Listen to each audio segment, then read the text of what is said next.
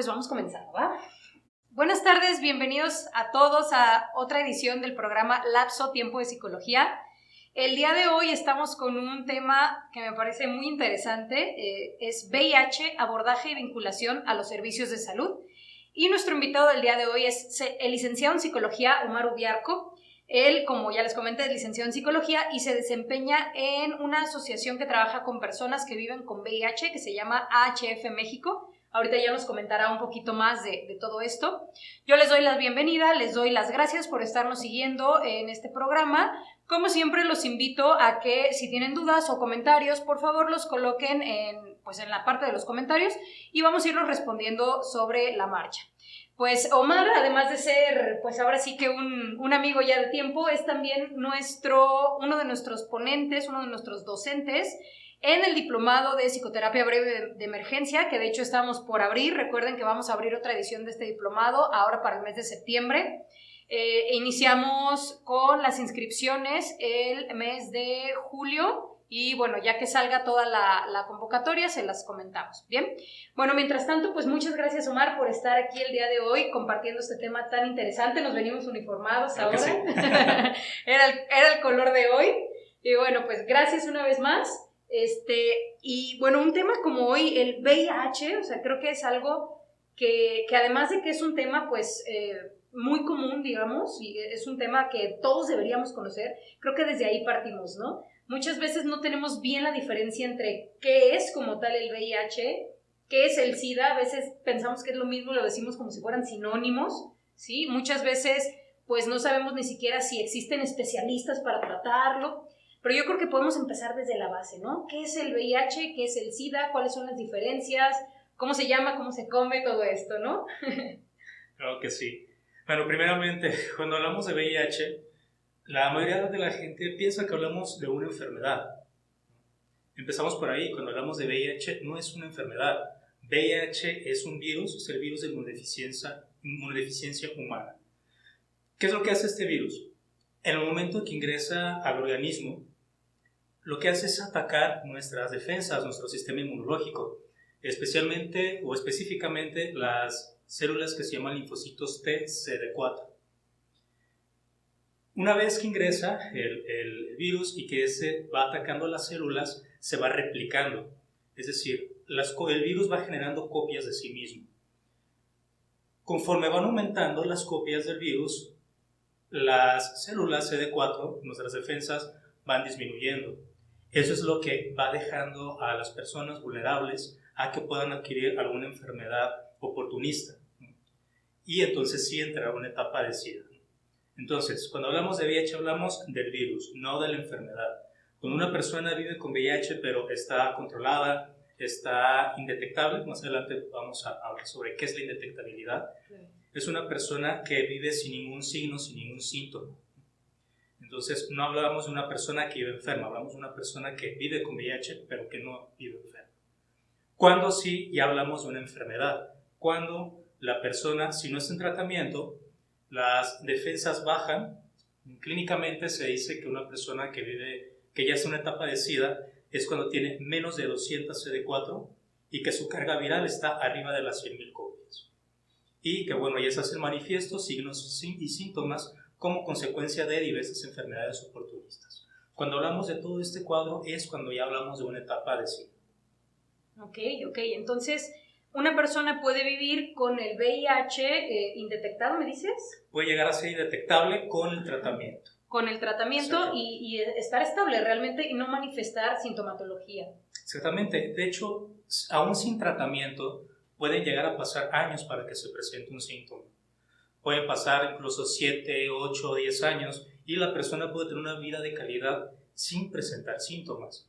Si bien cuando hay una reciente infección por VIH, pueden haber algunos síntomas característicos de una infección, como puede ser fiebre, fatiga, dolor de garganta, pero estos síntomas al cabo de unos días, unas semanas van a desaparecer por sí solos. Y no son precisamente síntomas de SIDA, son síntomas de una reciente infección, que puede ser por VIH, pero al cabo de unos días se va a quitar por sí solo. Y para que ya haya manifestaciones de síntomas por ya una etapa de SIDA, ya pueden pasar incluso años. ¿no? Sin tratamiento. Claro, no se espera que la persona inicie con síntomas para que se pueda iniciar un tratamiento. Lo ideal es hacer una detección temprana, una detección oportuna y, bueno, a partir de ello poder iniciar con un tratamiento, aún sin que haya ningún síntoma. Ok, oye, y pues empezando un poquito a esta parte de cómo es, pues ahora sí que un tema muy polémico y con muchos mitos todavía, ¿no? Creo que podemos hablar mucho de estos famosos mitos y realidades. Para empezar, por ejemplo, ¿cómo se transmite, no? Exactamente. Para empezar, el virus de VIH no se contagia. Es un término, un concepto que es muy común que lo utilicemos. El virus de VIH no se contagia. Si yo vivo con VIH y toco tu brazo o te estornudo, no te lo voy a contagiar. El contagio está más ligado con el contacto directo. Okay.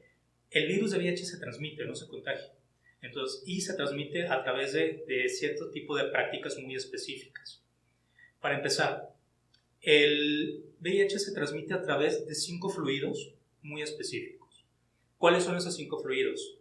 Es el líquido preeyaculatorio, el semen, fluidos vaginales, la sangre, y a través de estos fluidos que corren nuestro organismo, el contacto con ciertas mucosas es cuando va a haber una transmisión.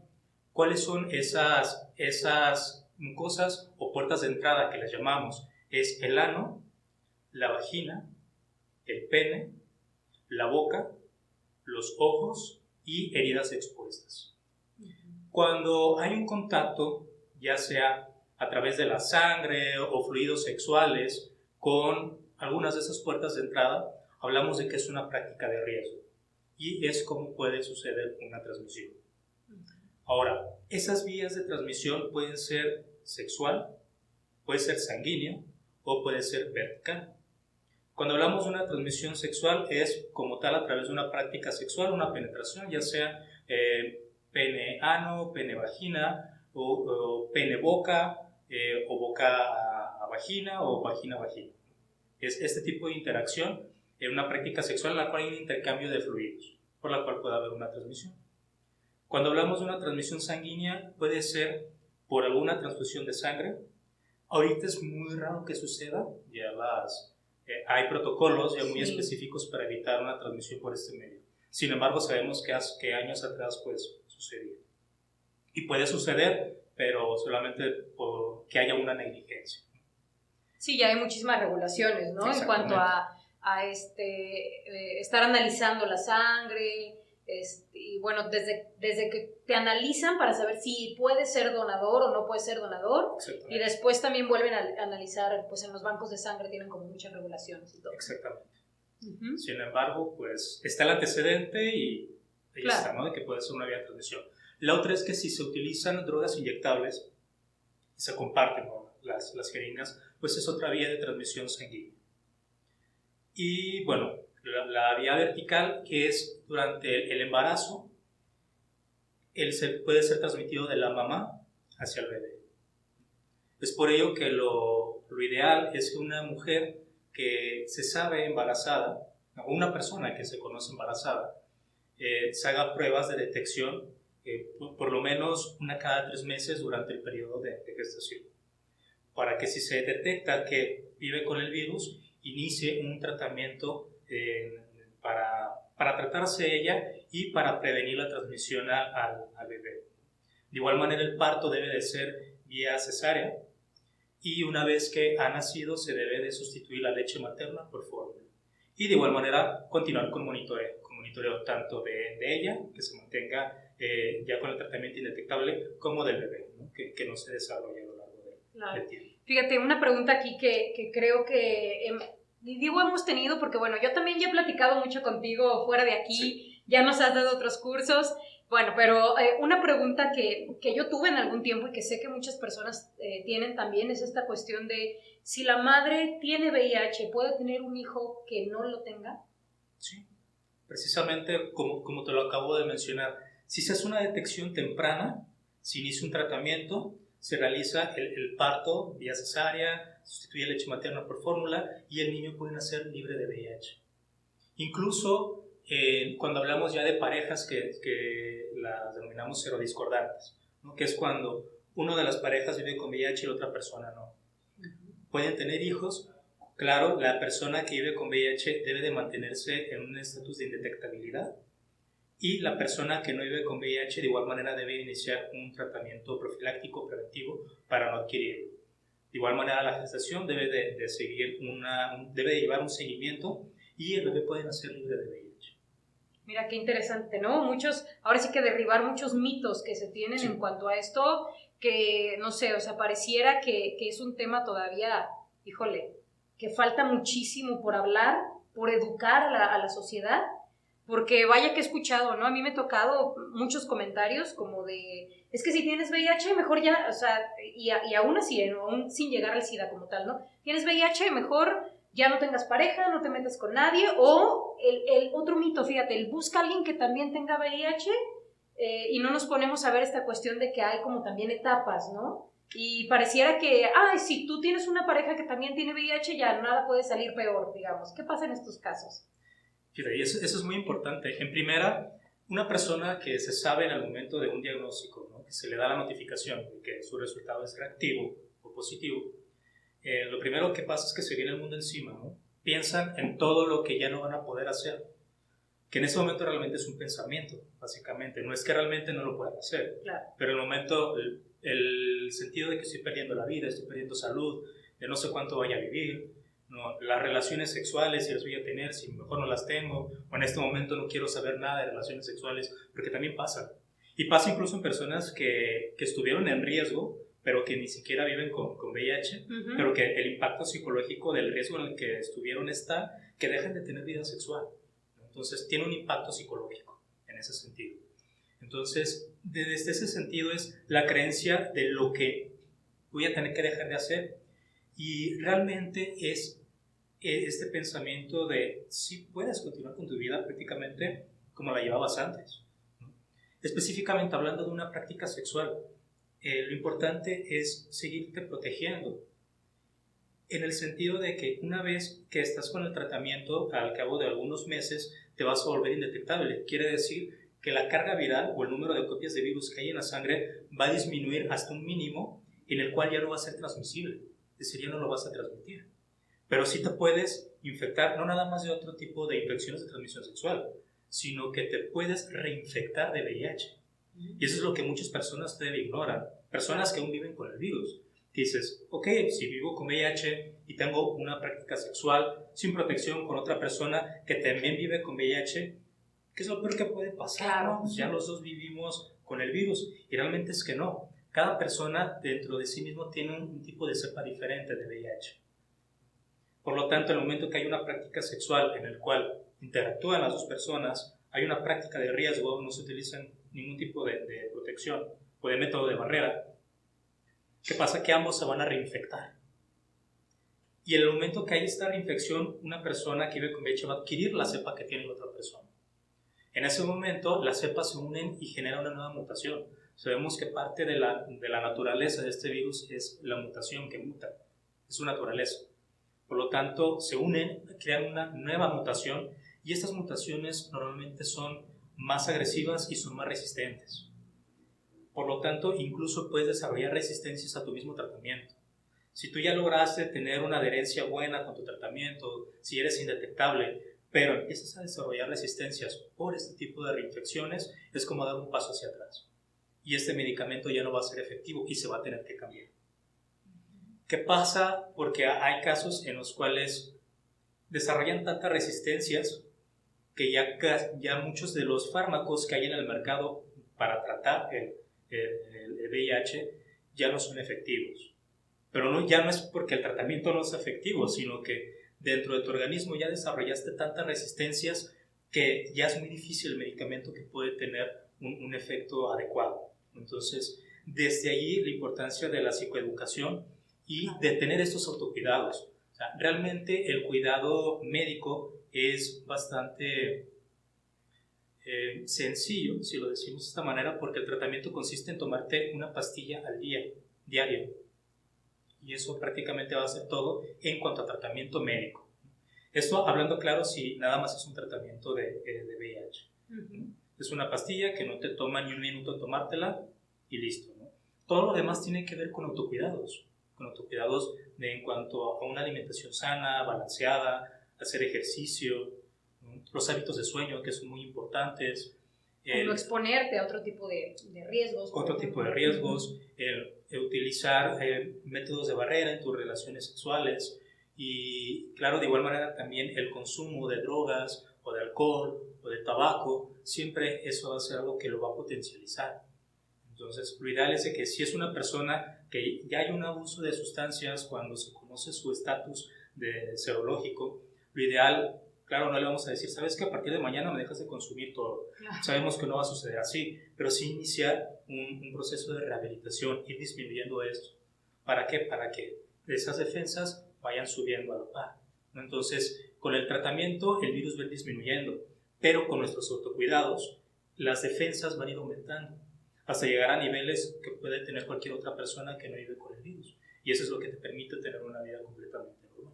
Oye, Omar, y fíjate, estamos tocando mucho el tema de la psicoeducación, ¿sí? En cuanto a cómo en tratamiento médico, pues es relativamente sencillo, digamos, el seguimiento y los autocuidados. Pero esta parte de la psicoeducación, ¿qué involucra? ¿Qué es distinto en cuanto a la psicoeducación con un paciente que vive con VIH a, digamos, cualquier otro padecimiento, ¿sí? ¿Qué involucra, por ejemplo, en el trabajo este famoso impacto psicológico que nos comentabas? Tanto del paciente como de la familia, por ejemplo, de la pareja, de los padres, cuando tal vez es una persona, bueno, no, te iba a decir menor de edad, pero también mayor de edad, ¿no? O sea, realmente el impacto de una carga tan grande como lo que tiene la palabra, ¿no? VIH de por sí. Híjole, ahora sí, ¿qué en tu experiencia, qué has visto en cuanto a esto de la psicoeducación? ¿Cuáles son los temas? ¿Cuáles son las cosas que más les preocupan, por ejemplo? Sí, mira, uno de los aspectos más importantes y que es como de los grandes retos día a día trabajar en este tipo de temas es el estigma. El estigma que hay alrededor de este tipo de temáticas o este tipo de condiciones porque están ligados a prácticas sexuales, ¿no? Claro. De repente, y lo ves, ¿no? Hay otro tipo de condiciones de salud que son un poquito más delicadas de tratar, ¿no? Hablemos de una diabetes, ¿no? El cual los cuidados a veces tienen que ser más rigurosos, que es una condición que puede ser hereditaria y que a comparación de vivir con VIH el tratamiento es un poco más amigable, ¿no? En cuanto a autocuidados, pero ese estigma de que está ligado a prácticas sexuales en el ámbito social, en el ámbito familiar, ¿no? Incluso hay personas que viven con VIH que pertenecen al área de la salud y es el que no se entere, ¿no? Porque yo me dedico a esto, porque a lo mejor hay personas que pueden tener acceso a mi información, ¿no? Claro. Entonces, hay grandes inseguridades y grandes miedos que van más alrededor del estigma social.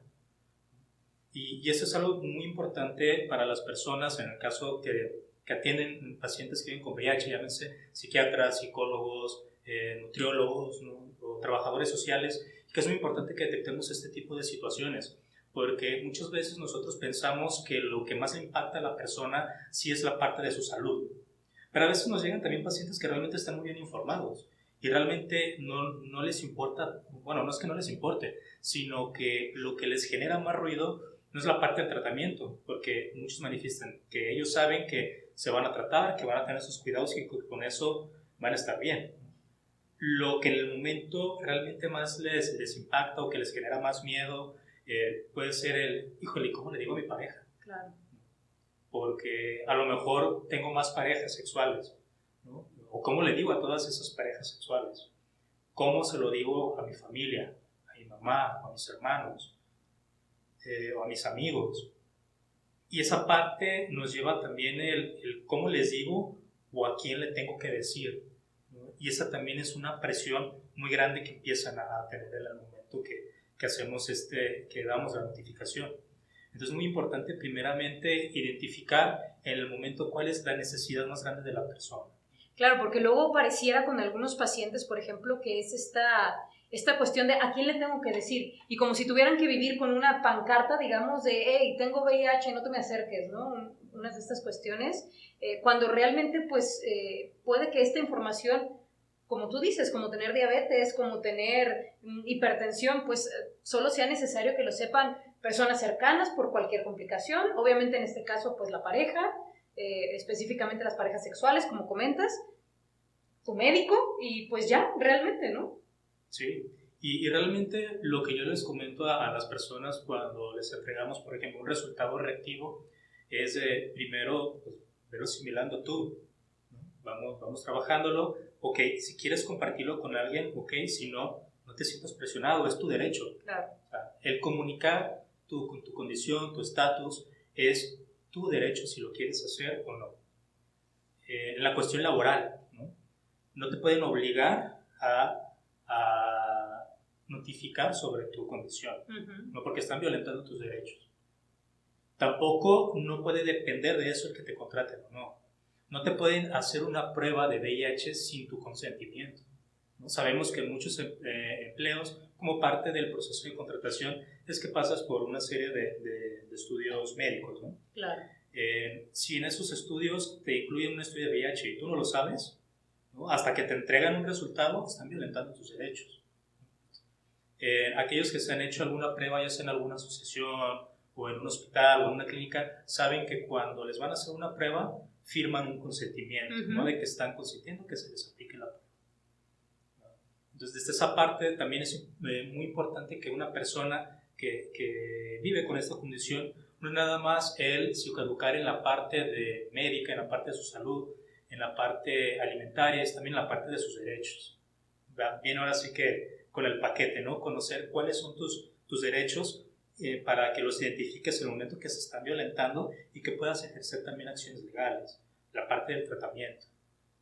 Y todo esto lo vamos identificando desde, si hablamos desde el momento que se notifica un resultado, es importante tener en cuenta varias directrices, ¿no? Desde cómo hacemos la notificación, en qué momento hacemos la notificación, el lugar donde hacemos la notificación, ¿no? Y eso es muy importante porque las notificaciones sabemos que van a variar dependiendo de dónde se realice. Sabemos que hay laboratorios donde su función no es dar un seguimiento, claro, no es dar una atención psicológica, es tú nos pides un estudio, nosotros te lo hacemos y te entregamos un resultado. Pero a veces te entregan un resultado y el resultado es reactivo, pero es ¿y ahora qué? ¿Y ahora dónde voy? ¿Y ahora qué sigue? Claro, y por más que te digan entrégalo sellado, muchos pacientes lo primero que hacen es abrirlo, sí, ¿no? Y en muchos casos el laboratorio sí les comunica el resultado. ¿No? ¿Sabes qué? Salió un resultado reactivo, positivo y sigue una prueba confirmatoria. Desde ahí lo único que hacen es notificar el resultado. Lo idóneo sería, y esto va, si alguien nos está viendo que trabaja en un laboratorio, sí, lo idóneo no es que tú cobras toda la atención, porque sabemos que a lo mejor no está dentro de tu trabajo, dentro de tu función, pero sí por lo menos informarte que existen asociaciones donde pueden brindar ese servicio. Entonces, a lo mejor yo no te voy a brindar esa solución o ese servicio, pero te puedes decir, ¿sabes qué? Aquí está un teléfono, ¿no? Claro. Aquí está un tríptico, o aquí está la información de dónde puedes acudir, y ahí te pueden orientar. Y es el primer paso. Para una persona que recién le comunicas un diagnóstico, que por lo menos le digas, ¿sabes qué? Sí hay algo que puedes hacer, y que le indiques a dónde puede acudir, para eso ya le estás quitando un peso de encima. Sí, porque generalmente viene esta famosa fase de choque, ¿no? La crisis, en donde entonces, pues no sé ni qué voy a hacer, como bien lo dices, empiezo con todas estas preguntas, ¿no? Y es una carga extra para el paciente recibir el diagnóstico y aparte tener que solucionar una problemática para la cual no estaba preparado, ¿sí? Exactamente. Oye, Omar, y por ejemplo, estamos hablando de las pruebas, ¿no? Las pruebas, ¿en qué consiste la prueba del VIH? Por ejemplo, ahorita nos dices, te entregan el resultado, puede ser reactivo y sigue una prueba confirmatoria, ¿no? O sea, ¿cuál es la diferencia? ¿Cuántas pruebas tienen que hacer? ¿Cuál es el proceso? ¿Y cómo se notifica, cómo se debe notificar al usuario un resultado reactivo, un resultado positivo? Sí, mira, existen diferentes tipos de pruebas. Primeramente, las pruebas de detección. Están las pruebas que son de tamizaje, pruebas rápidas, que te aplican de repente, por ejemplo, en el IMSS, ¿no? En las escuelas, que brigadas en las calles, que las mismas asociaciones también aplicamos, que es como una plaquita y que funciona muy parecido a una prueba de embarazo, ¿no? Es una pequeña muestra de sangre, una gotita, se agregan algunos reactivos, algunas soluciones, y esto nos va a dar un indicador, ¿no? De si es reactivo o no reactivo. ¿Cómo funcionan estas pruebas? ¿O cuándo no las debemos de hacer? Para eso hay que explicar algo que se conoce como el periodo de ventana. ¿Qué es el periodo de ventana? Es el tiempo que tarda nuestro organismo en desarrollar anticuerpos que son los que van a ser detectados por estas pruebas. Al igual que una prueba de ELISA, que es la que se realiza en laboratorios, que se realiza en IMSS, que ya se hace con una muestra de sangre, lo que va a detectar son anticuerpos que produce nuestro organismo cuando ingresa el virus de VIH. Pero esos anticuerpos tienen un periodo para que se puedan desarrollar de manera suficiente para que sea detectado. Y ese periodo de tiempo es de 3 meses. Por lo tanto, para que yo me haga una prueba rápida, en este caso, las pruebas que son de tercera generación o una ELISA, y que el resultado sea confiable, debe haber transcurrido 3 meses. ¿Qué pasa si no lo hacemos en un tiempo menor? Que es muy probable que el resultado sea no reactivo o que sea negativo. Sí, mucha gente, por ejemplo, tuve la práctica de riesgo ayer o antier y hoy me hago la prueba, ¿no? Exactamente, no va a ser efectiva. Existen otro tipo de pruebas que son las que se conocen como pruebas de cuarta generación. Y estas pruebas son las que pueden hacer una detección a las 2 o 3 semanas ya de que hay una transmisión. ¿Por qué? Estas pruebas, además de detectar anticuerpos, lo que detectan es un antígeno que se llama proteína P24. Y esta proteína se produce a partir de entre las 2 o 3 primeras semanas de que hubo una transmisión. Entonces, esta prueba sí se puede realizar, pero tiene que ser una prueba específica. Si la van a solicitar en algún laboratorio o en alguna de las organizaciones que la lleguen a manejar, se pide como prueba de cuarta generación y es efectiva nada más después de las 2 o de las primeras 3 semanas de que hubo una práctica de riesgo. De igual manera, a esta prueba le va a seguir una confirmatoria.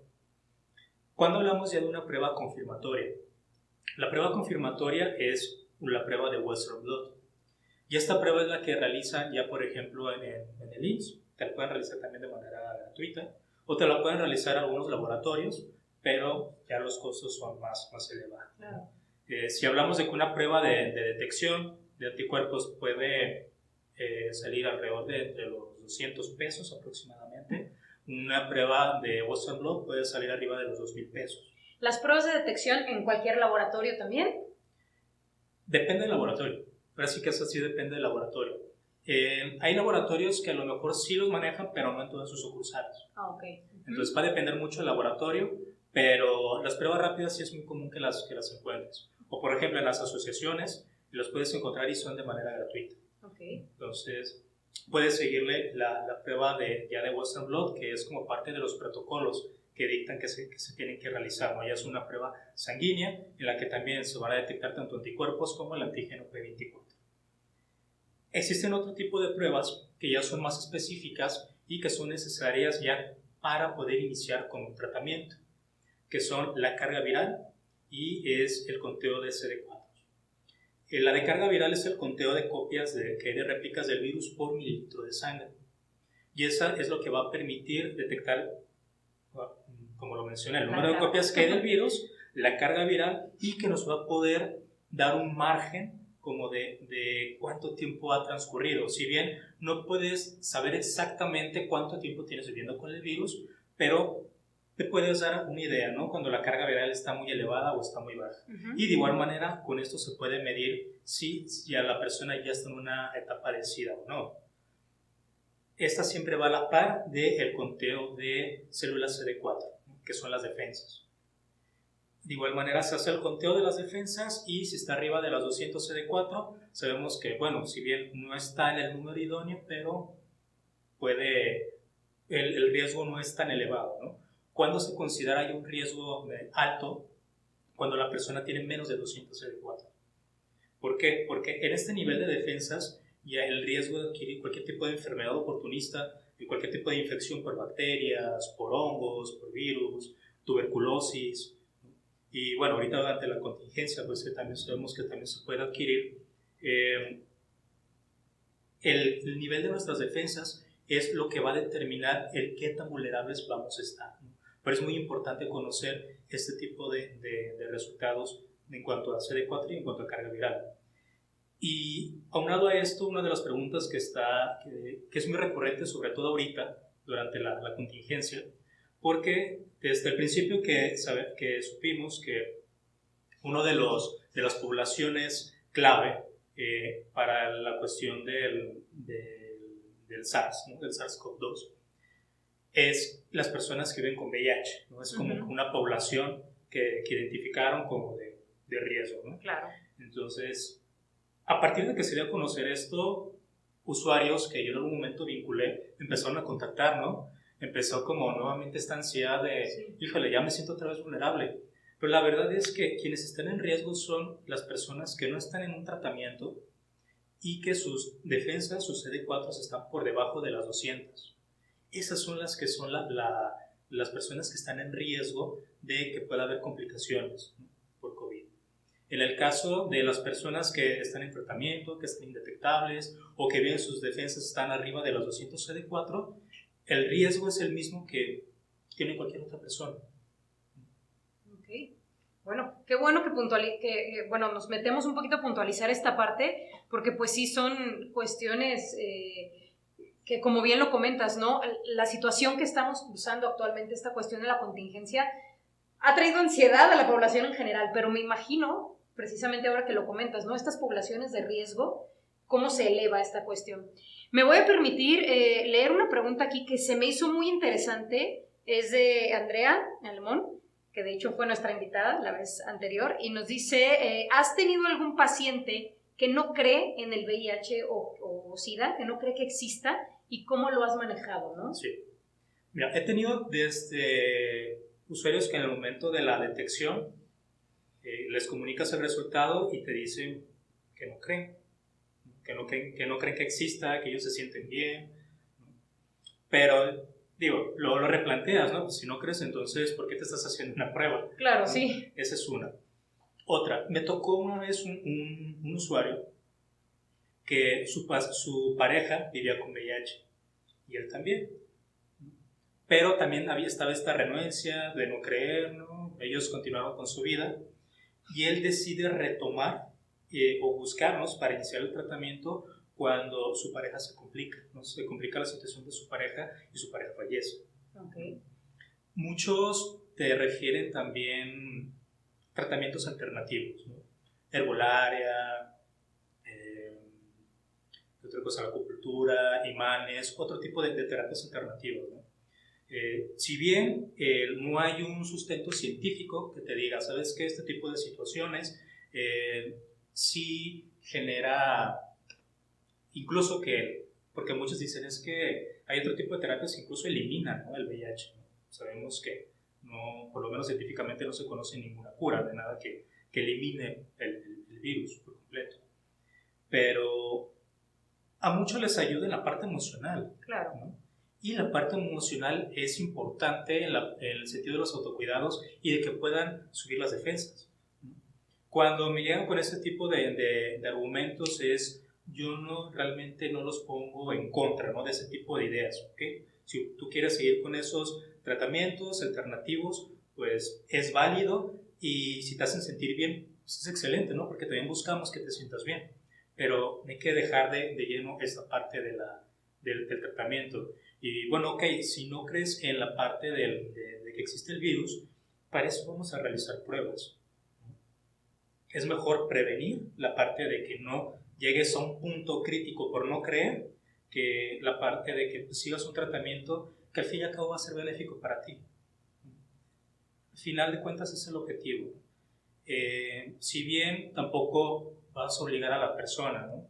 Lo que hacemos es incentivarlas, es darles información, ¿no? Es aclarar sus dudas, estas barreras, esos estigmas que tienen, porque muchas veces no es tanto que no crean, sino es la negación de la misma crisis que están teniendo en el momento, los mismos estigmas que hay alrededor de eso, que te dicen, no sabes qué, hasta que yo no me haga todos los estudios voy a creer, hasta que yo no lo vea en tales estudios ya tangibles o que me sienta mal, es cuando lo voy a creer.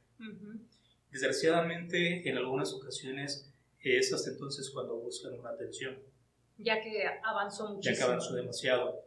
Y en ocasiones el tiempo ya no nos alcanza, ¿no? Para hacer una vinculación, para que inicie el tratamiento en un tiempo adecuado, por el tiempo que se dejó pasar. Claro, sí. Entonces, por eso es lo importante de que una persona conozca su estatus. Si sabemos que tenemos prácticas de riesgo, hay que estarnos haciendo pruebas periódicamente. Cada 6 meses es lo recomendable que nos estemos haciendo una prueba por control para estar monitoreando y que nosotros conozcamos nuestro estatus, para que si llegamos a detectar que vivimos con el virus o que la persona vive con el virus, la detección se está haciendo en una etapa temprana y que de esta manera se pueda iniciar el tratamiento adecuado y que viva los mismos años que iba a vivir. Claro, finalmente es como cualquier otro tipo de situación de salud, ¿no? Entre más rápido se realice la detección y más rápido comience el tratamiento, pues es mucho mejor en este sentido, ¿no? Y fíjate, Omar, nuestro tema, pues otra vez, es VIH, abordaje psicológico y vinculación a servicios de salud. En cuanto al abordaje psicológico, hemos estado tocándolo y creo que todavía falta, pero esto que estás hablando me remite mucho a esta otra parte del tema, a la vinculación de los servicios de salud. Desde el dónde puedo acudir a hacerme estas pruebas rápidas, o si el laboratorio, como bien lo decías, no me dice, me da un resultado positivo y no me dice a dónde puedo acudir, ¿qué sigue después de eso, no? ¿Qué tratamientos debo tener además del médico? Por ejemplo, tú decías incluso una asesoría nutricional, o sea, ¿cuál es, digamos, el equipo que debería ser, el equipo multidisciplinario que debería tratar o intervenir en el tratamiento de un paciente con VIH? ¿Qué se debe realizar en cuanto a esta vinculación a servicios de salud? Primeramente, en cuanto a la interacción con el paciente, con el usuario, identificar esas necesidades, ¿no? Y recurrimos mucho a la parte de la manera de trabajar que tenemos desde la intervención en crisis, desde cómo manejas la crisis al momento del usuario y de tener en cuenta esta preciosa herramienta que es el perfil CACIG, ¿no? Porque cuando lo tenemos en cuenta nos permite identificar todas esas áreas que se están viendo vulneradas en el usuario o en el paciente, ¿no? Y podemos identificar las necesidades emocionales, las necesidades conductuales, qué cambios de conducta es necesario que realice la persona para tener una vida más sana, ¿no? Comenzar a hacer ejercicio, ¿no? Modificar mis hábitos de sueño, ¿no? Tener una hora para tomar mi tratamiento. Entonces, la parte psicológica, en esa primera interacción, ese primer contacto, cuando nosotros hacemos la intervención en crisis, que llevamos a cabo los primeros auxilios psicológicos, nos va a permitir identificar todas esas áreas que se va a trabajar con la persona. No quiere decir que nosotros vamos a trabajar todas esas áreas. Por supuesto. ¿No? Pero si yo ya sea soy o el médico, o soy el consejero, o el psicólogo, o el trabajador o trabajadora social, que al momento está haciendo la notificación o que está teniendo la intervención con la persona, puede identificar todas esas áreas y, bueno, detectar cuáles son las que primeramente vamos a potencializar y en las que nos vamos a enfocar, ¿no? Que son detectar esas fortalezas de la persona y lo que podamos detectar como áreas de oportunidad, entonces comenzar a referir. ¿Sabes qué? Desde la entrevista, desde la charla, identificamos que no hay una alimentación adecuada. ¿Okay? ¿Sabes qué? Vas a necesitar una asistencia de un nutriólogo. ¿Qué servicio de salud tienes? ¿No? Desde ahí. Sí, ¿no? claro. ¿Tienes IMSS o tienes ISSSTE o no tienes ningún servicio de salud? Okay. Si tienes IMSS, okay, sabemos que existe servicio de nutrición en el IMSS, ok, lo derivamos. Si también tomar en cuenta la solvencia económica de la persona, ¿no? Si la persona dice, no, es que yo prefiero ir con un particular, ok. Si tiene la solvencia, pues podemos recomendar, ¿no? Si tenemos por ahí una agenda, un directorio de nutricionistas que nosotros conozcamos, pues los podemos derivar, ¿no? De igual manera, si identificamos que hay necesidades psicológicas, es como de cajón, ¿no? Totalmente, sí, claro. Es prácticamente sí o sí la recomendación, ¿no? De igual manera, ver cuáles son las alternativas, ¿no? Si lo puedes solventar, si no lo puedes solventar, en dónde le van a cobrar menos o en dónde a lo mejor no le van a cobrar, pero que también las personas estén informadas en cómo trabajar este tipo de situaciones, ¿no? Claro. Entonces, para eso hay que nosotros también por ahí investigar, echarnos un clavadito de dónde brindan esos servicios, ¿no? Ustedes, por ejemplo, ¿qué servicios brindan ahí donde trabajas? Nosotros brindamos primeramente el servicio de detección, aplicamos pruebas rápidas de VIH, aplicamos de repente también hacemos campañas en las que aplicamos también pruebas de hepatitis y de sífilis y pasan por todo un proceso de preconsejería. No es de que lleguen, les aplicamos la prueba, entregamos el resultado y te vas, no. Lo importante es que toda persona que se realice una prueba pasa por un proceso de preconsejería, en el cual parte de esta información que estamos tratando aquí también la mencionamos, ¿no? Desde qué es VIH, qué es SIDA, cuáles son las diferencias, qué fluidos lo transmiten, cuáles son las puertas de entrada, cómo se transmite, qué pasa si hay un resultado reactivo y qué sigue, ¿no? Todo esto siempre lo manejamos con toda persona que va con nosotros a hacerse una prueba. Si el resultado es, digamos, no reactivo, ¿no?, o negativo, de igual manera le sigue un proceso de consejería en base a lo que manifiesta la persona. Manejamos un poquito de psicoeducación, qué prácticas realizar de manera segura, cómo utilizar el condón externo, condón interno, todo ese tipo que tiene que ver con prácticas también de una sexualidad. Cuando hay un resultado reactivo, pues manejamos el servicio de vinculación.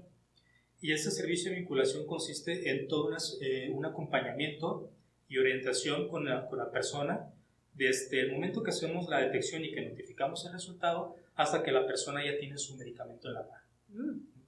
En ese proceso hacemos un acompañamiento tanto emocional como físico. O sea, acompañamos a la persona a la clínica donde va a iniciar el primer paso, ¿no?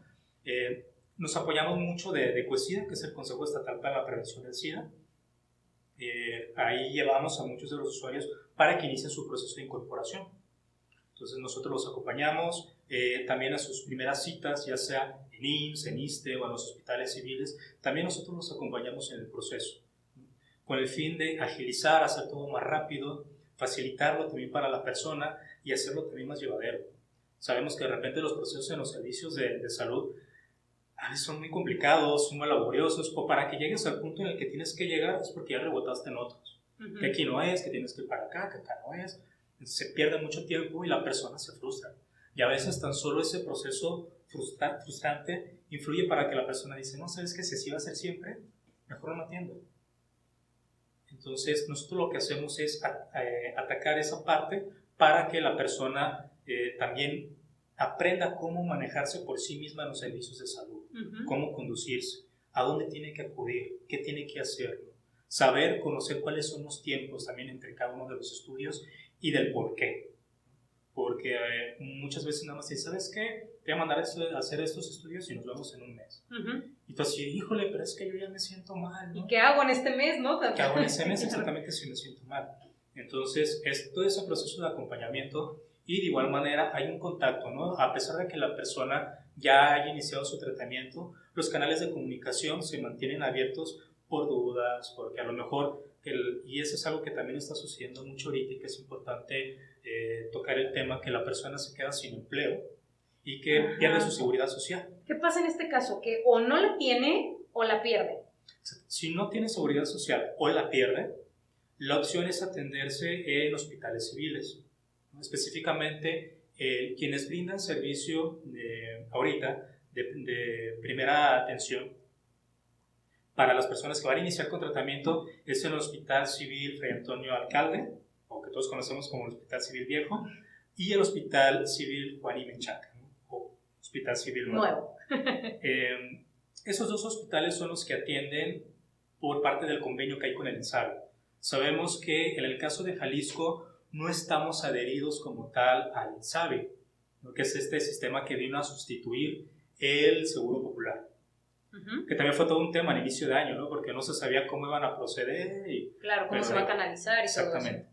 Pero afortunadamente actualmente ya hay un acuerdo de Secretaría de Salud Jalisco con el INSABI, en el cual se trabaja en colaboración.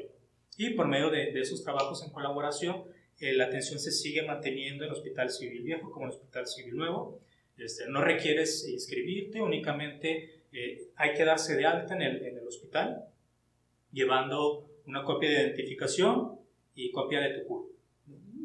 Con eso. O sea, sin atención no te quedas. Sin atención no te quedas. Eso es bien importante porque a veces también está este pensamiento de que, oye, no tengo trabajo, no tengo seguro y pues no me puedo atender porque me va a costar mucho en cuanto al recurso económico, ¿no?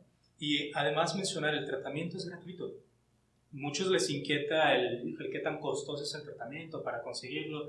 El tratamiento para antirretroviral, para VIH, es totalmente gratuito a través de los servicios de salud. IMSS, ISSSTE y por parte de este acuerdo que hay de Secretaría de Salud con el INSABI. Y es tu derecho que te brinden ese servicio de manera gratuita, ¿no? No les vas a estar pidiendo realmente una limosna. Ellos realmente están obligados a brindarte este servicio de atención. Entonces, ya lo extra como nutrición, psicología, etcétera, pues ya tendría que verse dependiendo la capacidad adquisitiva económica de los pacientes y todo lo demás, ¿no? En el caso, por ejemplo, hospitales civiles que manejan otro tipo de servicios para atención ya sea de nutrición, de psiquiatría, o que sabemos que también parte de este mismo sistema entra Salve. Entonces, puedes gestionar la parte de que hay atenciones en especialidades que a lo mejor antes eran totalmente gratuitas y a lo mejor ahorita ya no, pero que el costo es un costo mínimo, ¿no? O una cuota de recuperación que puede ser accesible. Y en el caso del IMSS, pues está totalmente cubierto ese tipo de servicios. Entonces siempre va a haber alternativas. Lo recomendable es que una persona cuando brinda un servicio de salud a otro en este tipo de tema, siempre pida a su médico tratante un resumen clínico. ¿Por qué? Porque así cuando tú llegues al siguiente servicio de salud en el que te vas a atender, no vas a comenzar desde cero. Claro. Tú ya vas a llevar un resumen que va a decir cuándo iniciaste con tu tratamiento, qué estudios se te han hecho, tu control virológico de carga viral, de CD4, si ya estás detectable, cuál es el tratamiento que tienes, ¿no? El esquema. Entonces ya llevas todo eso. Entonces te puede iniciar el tratamiento incluso el mismo día. O sea, muchos usuarios los vinculamos y el mismo día que van a darse de alta al hospital, ese mismo día salen con su medicamento. Excelente, claro, que sería lo mejor. Exactamente. Claro que les van a pedir una serie de documentación, desde constancias que comprueben que no tienen derecho a audiencia tanto en IMSS como en ISSSTE, para que ellos le puedan brindar el servicio. Y esas constancias es bastante sencillo obtenerlas. Realmente entras a las páginas de internet del IMSS y a la del ISSSTE y lo descargas en PDF. También en el caso del IMSS, a través de la misma aplicación, puedes descargar la constancia de que no tienes derechos y eso te sirve para comprobar. De igual manera, lo que recomendamos es que se pongan en contacto con las asociaciones. ¿Cuál es el nombre de la asociación donde laboras? AHF México. Ok, AHF México también. ¿Podemos dejar la página en los comentarios? Los datos, de igual manera, también les voy a dejar mis datos para que cualquier situación en este sentido de vinculación para iniciar un tratamiento me puedan contactar y con gusto hacemos la orientación, la asesoría y el acompañamiento. Ahorita lo estamos haciendo a distancia, pero a distancia te digo paso a paso qué es lo que tienes que hacer. Claro, este trabajo no termina ni por contingencia, al contrario, ¿no? Me imagino ahorita. Sí. Y sobre todo, el trabajo de nosotros es a nivel internacional. Estamos actualmente en 43 países y aquí para el tema de vinculación, pues trabajamos toda la República. Si bien no hay vinculadores en toda la República, pero sí nos encargamos, por ejemplo, yo me encargo de varios estados, de otros compañeros que también cubren otros estados. Wow. Entonces, de esta manera nos complementamos y estamos en contacto también con personal de salud o de asociaciones de otras ciudades, de otros estados, para brindar esta asistencia al usuario. Porque al final de cuentas, todo este tipo de servicios y de atención que nosotros, la asociación, manejamos, es centrada en el paciente, es centrada en el usuario. De lo que se trata es de facilitarle las cosas a ellos. Claro, sí, creo que la carga, como decíamos, esta cuestión del estigma y la carga en la salud es suficiente como para todavía Exacto. poner algo más. Bueno, realmente una hora nunca nos es suficiente para temas como este, pero precisamente tratando de dar un cierre, ¿no? Voy a revisar otras preguntas que tenemos aquí, tratar de dar respuesta a esto. ¿Dónde se aplican las pruebas? Ya lo comentamos. Bueno, por aquí dice Carla Rivas que qué tan cierto es, nada más que esta no me aparece acá, no sé qué tan cierto es que las mujeres casadas tienen un alto índice de contagio de VIH. En cuanto a mitos hablábamos, ¿no? Sí. Al principio. Mira, esto tiene que ver más bien con conductas de riesgo, ¿no? y con qué prácticas existen. ¿Qué es lo que pasa con las mujeres o dentro de un matrimonio, ¿no? Hablando de una relación monógama. Muchas mujeres nos hacen la prueba de VIH porque dicen, ¿sabes qué? Es que yo nada más tengo relaciones con mi pareja. Ajá, claro. Exactamente, con mi esposo. Entonces, realmente, y aquí viene una frase que no nada más lo utilizan en el caso de mujeres casadas en general, yo no he tenido relaciones de riesgo, ¿no? Desde ahí, ¿qué es lo que consideras una relación o una práctica de riesgo? Uh-huh. Una práctica de riesgo es una práctica, si es una práctica sexual, es una práctica que tuviste sin protección, en la que hubo intercambio de fluidos. Esa es una práctica de riesgo, independientemente de con quién la hayas tenido. Uh-huh. En el caso de las mujeres, cuando hay una infección o una transmisión de VIH, es precisamente por eso, porque como la práctica sexual la están teniendo únicamente con su pareja, pero no sabemos si su pareja tiene otras parejas sexuales. Claro. Si en una de esas prácticas la pareja adquiere el virus y la mujer no se cuida, pues va a haber una transmisión. Y eso es lo que radica en que no que sea más alto el número de mujeres, sino que las mujeres que lo adquieren, en su mayoría, es por esa situación, no porque ellas confían en la pareja y eso las lleva a no hacerse una prueba. Uh-huh. Y lo recomendable es de que, y a mí me ha tocado ver incluso parejas que van a hacerse la prueba, van en pareja y van a hacerse la prueba. Claro. ¿No? Porque es parte del cuidado de tu salud sexual y no puedes estar dependiendo del cuidado de la otra persona. Muchas veces el argumento cuando una persona adquiere una infección, ya no hablamos de VIH, sino cualquier infección, es irnos sobre de la persona, ¿no? Porque no me dijiste que lo tenías, a lo mejor la persona ni lo sabía, claro, ¿no? Pero realmente en una práctica sexual es responsabilidad de los dos, y el cuidado es de los dos. Y si a mí me transmiten una infección, cualquier tipo que sea, es también porque yo en el momento decidí no cuidarme. Exacto. Y esa es mi responsabilidad. Si la otra persona me dice que no, pues es mi responsabilidad decir, ¿sabes qué va? O sabes que no, sin condón, no lo hago. Uh-huh. Es totalmente tu decisión. A menos que hablamos de una situación en la que haya habido una violación, pues estamos hablando de otro contexto. Claro, y es otro tipo de abordaje, exactamente, que es el famoso profiláctico, ¿no? El abordaje profiláctico, sí, etcétera, ¿no? Pero sí, como bien lo dices, punto y aparte. Oye, nos preguntan si no dan charlas en escuelas para prevención y saber qué hacer si es que, porque si les da pena preguntar, por ejemplo, a los chicos y todo esto. ¿Ustedes como asociación dan charlas en escuelas o a qué asociación se puede uno acercar para esto? Sí, mira, estaba el proyecto precisamente de comenzar a trabajar la parte de que haya este tipo de charlas. Estamos trabajando también ya con prestadores de servicio para extender esta parte, claro, pero nos llegó el tema de la contingencia y sí, todos los proyectos... Ni hay escuelas para empezar. Exactamente, no hay escuelas. Pero sí, por lo que sí estaba sucediendo es que había grupos de estudiantes que se ponían de acuerdo con nosotros e iban a la asociación, ¿no? Nosotros tenemos salas, tenemos espacios donde podemos realizar este tipo de charlas, capacitaciones, y se ponían de acuerdo e iban con nosotros, ¿no? Nada más lo gestionábamos, nos poníamos de acuerdo y sin problema, ¿no? Si acudían grupos de carreras, ¿no? Es muy común que a nosotros nos visiten grupos de medicina, de psicología, de enfermería, uh-huh, y podemos programar una charla para todos. Excelente. Más extensa. Si en algún momento nos quieren contactar y quieren gestionarlo, lo podemos hacer y lo podemos acordar. Y dices que nos vas a dejar también tus datos de contacto, sí, ¿no?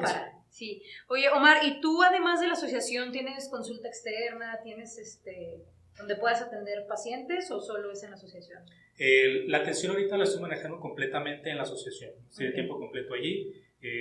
Además de la vinculación, pues con los mismos usuarios que viven con VIH, pues les brindo el servicio de asesoría psicológica. Uh-huh. Y ya de ahí, cuando es ya otro tema a tratar, pues realizamos ya la derivación. ¿Con usuarios? ¿Y con familiares? Con familiares apoyamos en el sentido de la notificación. Estamos manejando también grupos de apoyo. Los grupos de apoyo también eran nada más con usuarios que viven con VIH, pero eventualmente se invitaba a sus redes de apoyo, claro, ¿no? Porque también está la parte de la confidencialidad. Lo que gestionábamos también con familiares, ahorita todavía no estamos implementando un programa de trabajo específicamente nada más con los familiares.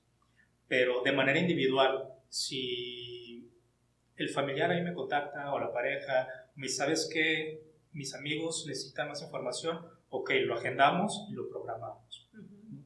Lo podemos manejar, pero si es así como que muy específico con el usuario. Sí, claro. Y con población abierta es la parte de la información, la preconsejería que manejamos y las charlas. Bien, pues ahora sí, para concluir el tema, siempre a los invitados me gusta decirles, ¿cuál es tu conclusión, no? Así como puntos muy importantes que a lo mejor no nos dio tiempo de tocar o algo básico, importante, que los que nos están viendo no pueden dejar de recordar en esta plática. Y algo muy importante a tener en cuenta en este tema, independientemente de si vives o no vives con VIH, es fundamental la psicoeducación. ¿Por qué? Porque al final de cuentas a la persona no lo va a matar el virus de VIH si se atiende, ¿no?